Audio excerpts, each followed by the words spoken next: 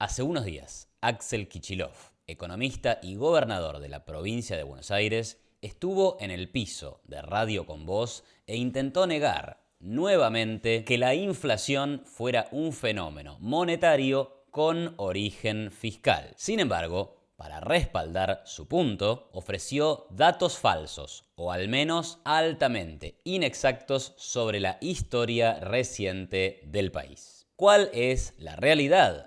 Lo analizamos a continuación.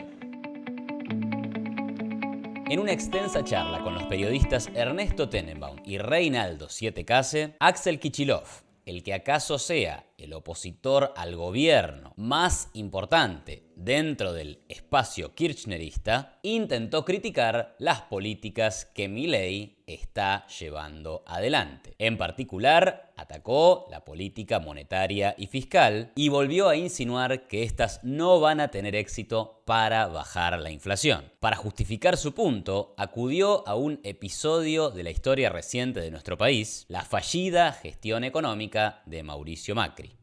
Esto decía Kicillof. Milei probablemente, o el propio Caputo, como saldo de la experiencia de Macri, reformaron su teoría de la inflación, que la inflación solo depende de la emisión monetaria, cosa que Milei, si ustedes buscan en campaña, dijo con un retraso de 18 meses.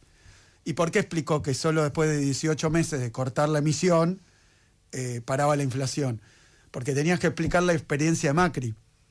2018 y 2019 fue déficit cero, inflación cero, durante casi 2 años. Déficit cero, emisión cero, perdón. Déficit cero, emisión cero. Y el resultado fue 54 puntos de inflación, no cero. ¿Qué quiere decirnos el gobernador? Primero, que la inflación no se resuelve con políticas de ajuste monetario y de ajuste fiscal. Segundo, que evidencia de esto es que durante el gobierno de Macri, durante 2 años hubo ajuste fiscal y ajuste monetario, emisión cero y déficit cero, y aún así la inflación no solo no bajó, sino que terminó duplicándose. Ahora bien, ¿es así como dice Kicillof? ¿Es cierto que durante 2 años de la gestión de Macri hubo emisión monetaria cero y hubo déficit fiscal cero? Por suerte contamos con datos transparentes, abiertos y públicos para ver si estas afirmaciones son verdaderas o en realidad son falsas. Veamos en primer lugar el déficit primario y financiero de todos los años de la gestión de Mauricio Macri. En el gráfico que está ahora en la pantalla, podemos ver que entre 2015 y 2020 no hubo ningún año, ni siquiera uno, con equilibrio de las cuentas públicas. Es cierto, en el año 2019, después de la fuerte devaluación de la moneda, se licuó el gasto público, aumentó la recaudación por retenciones y el déficit primario cayó casi a un nivel de cero. Ahora, si miramos los datos en millones de dólares, vemos que el déficit financiero del gobierno de Macri nunca estuvo por debajo de los 15.000 millones de dólares. Y en 2019, el resultado primario fue negativo en 1.750 millones de dólares. Así que, si bien es cierto que tras la crisis cambiaria del año 2018, el déficit simplemente se achicó, pero se achicó producto de la devaluación, no como una política deliberada del gobierno destinada a sanear las cuentas públicas, como puede ser la situación actual, pero nada más lejano a la realidad que afirmar que durante 2 años, durante la gestión de Macri, hubo déficit cero. Como se puede ver claramente en el gráfico, ni siquiera mirando o considerando el resultado primario, se ve una situación de equilibrio de las cuentas públicas. Veamos ahora lo que pasó con la emisión monetaria. Tras intentar combatir la inflación con un programa de metas de inflación durante la gestión de Federico Sturzenegger al frente del Banco Central,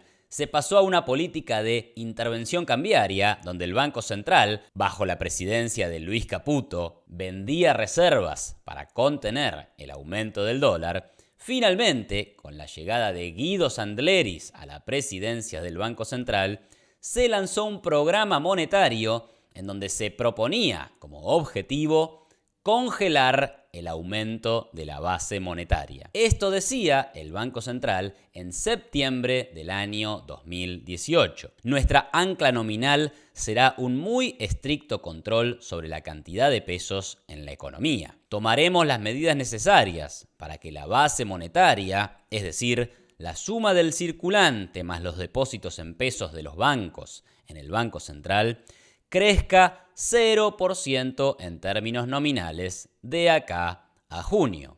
Ese es nuestro compromiso. O sea que al menos Kicillof en este punto sí tiene razón. Analicemos nuevamente qué dicen los datos. Si miramos la base monetaria en millones de pesos corrientes desde el año 2015, vamos a ver que prácticamente esta no para de crecer. Sin embargo, es cierto que hacia el tercer trimestre del año 2018 aparece como un crecimiento más lento de la base monetaria. Si miramos este gráfico que tiene las variaciones mensuales de la cantidad de dinero emitida por el Banco Central, sí se ve que hay una convergencia hacia un 0% de variación mensual, tal como el presidente del Banco Central de esa época había dicho que tenía que pasar. Esta mejora en la situación monetaria, este nuevo programa, había traído algo de estabilidad a la situación macroeconómica.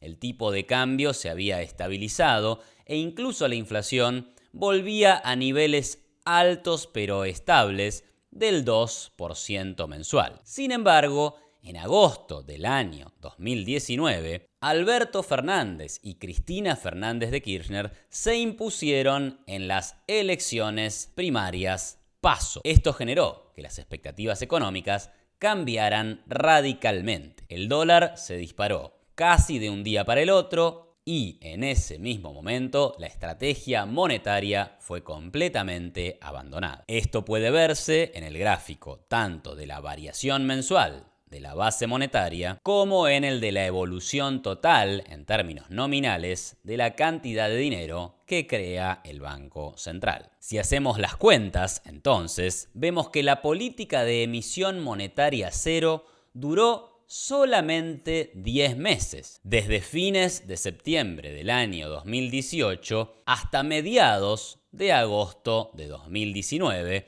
en lo que debe constituir un récord mundial de poco tiempo en el sostenimiento de una estrategia de política monetaria. ¿Qué podemos decir entonces? Que la idea que intenta transmitir Kicillof de que la inflación no es un fenómeno monetario porque por 2 años tuvimos emisión cero y déficit cero y eso no solo no bajó la inflación, sino que la hizo subir, presenta al menos 2 problemas. El primero es que los datos son a todas luces incorrectos. Kicillof exagera la duración del programa monetario de emisión cero, que dice que duró 2 años, pero acabamos de ver que duró solamente 10 meses. Y miente o se equivoca groseramente cuando mira los números fiscales. A pesar de cierta corrección en los segundos 2 años de la gestión de Macri, nunca hubo déficit cero. En segundo lugar, el hecho de que tras haberse congelado la base monetaria, la inflación se haya duplicado, no demuestra que la inflación no sea un fenómeno monetario. Sí demuestra, acaso, que, primero, la política monetaria no duró el tiempo suficiente que tenía que durar. Ahora, en segundo lugar, y tal vez esto es lo más importante, que si los agentes económicos anticipan que una política monetaria o bien una política fiscal no se va a mantener en el tiempo, y estas expectativas son bastante razonables porque anticipan que en el futuro cercano va a llegar un nuevo gobierno que no cree de ninguna manera en las políticas ortodoxas, entonces ni la baja de la emisión ni la baja del déficit van a contribuir a una reducción de la inflación. Los agentes económicos van a reducir fuertemente su demanda de dinero, van a pasar a demandar dólares, el precio del dólar va a subir y en el corto plazo esto va a generar problemas de inflación, algo que ni el más monetarista de los economistas, como ya explicamos una vez en un video anterior, va a negar. Para ir cerrando, la teoría económica y la evidencia más robusta de la que disponemos demuestra que la inflación sí es un fenómeno monetario impulsado por necesidades fiscales. Los países que lograron derrotar la inflación lo hicieron con planes ortodoxos que reducían la emisión monetaria o el déficit fiscal o ambas cosas al mismo tiempo. Así, las críticas de Kichilov no solo van contra el consenso de la ciencia económica general, sino que encima consisten en una burda manipulación o en un trato demasiado liviano de los datos de la historia reciente del país. Y es por eso que sus críticas deben ser rechazadas. ¿Y a vos qué te parece? Déjame tu pregunta, duda o comentario en la sección de comentarios. Y si te gustó este video, ya sabes, no dejes de darle me gusta, suscribirte a mi canal y compartirlo en tus redes sociales. Muchas gracias y nos vemos en la próxima.